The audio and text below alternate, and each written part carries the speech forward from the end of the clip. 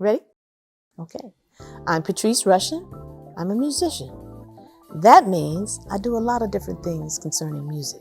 I'm a songwriter, a composer, music director, record producer, pianist, and just all around music type person. I grew up listening to so many different kinds of music. It wasn't as if I could just say, I like this better than that, or I want to do this instead of that. I saw just tremendous joy and had appreciation for people who did things in excellence and made it look so fun and so easy. I thought that the idea of mastery looked like fun. I was listening to all the sounds of Motown and Stax and Sly Stone, and these were things that I was growing up on as a teenager. Marvin Gaye's "What's Going On" came out in the early '70s, and it was a pivotal album, not only for him, but for young people who had heard all of the things he had done previously, and this was such a departure and so different and so message-driven and meaningful.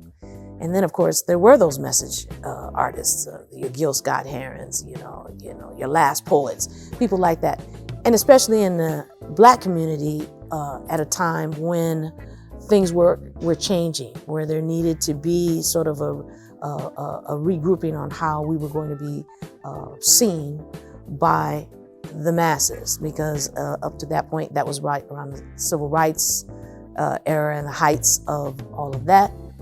And so there were a lot of things that were going on, and my parents, were very keen on education and on trying the doors that had been kicked down to not ever go back.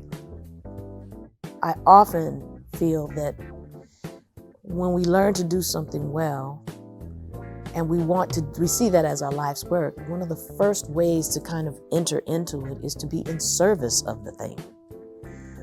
So many people, I hear them say, yeah, well, I want to have a band, or I want to make a record, or I want to do this or that. And I think that that's all admirable.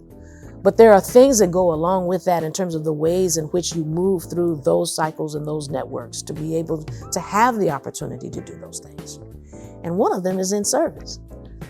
You do what you do really well, offer that to somebody who needs what you do.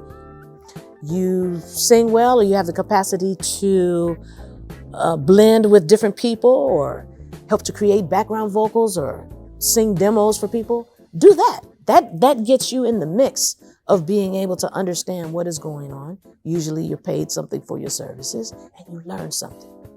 I've been able to play with some of the heroes and masters of the music. I've been able to garner a certain kind of respect in the area of jazz, which is, for me, sort of the idea of the bedrock of all of the other contemporary musics, pop music, dance music, rock, etc. I've met so many people that in each situation that I was in, whether I was in a studio with someone or watching them perform, lessons learned. So in terms of how that affected my music, I think that by the time I had gotten around to the recording Straight from the Heart, which is the album that has Forget Me Nots on it, Number One, Remind Me, some of the songs that are most associated with me in that area of music. I had learned that the music itself, that there was also a mechanism of business that had to accompany that in terms of getting the music to people. And Forget Me Nots was one of the records that the record company actually didn't like. They thought there was nothing special about it at all. In fact, the whole album, they felt, wow. But that was back in the day where they would just put it out anyway. And just, if it stuck, it stuck. And if it didn't, it didn't. But there was not going to be any concentrated promotion on it.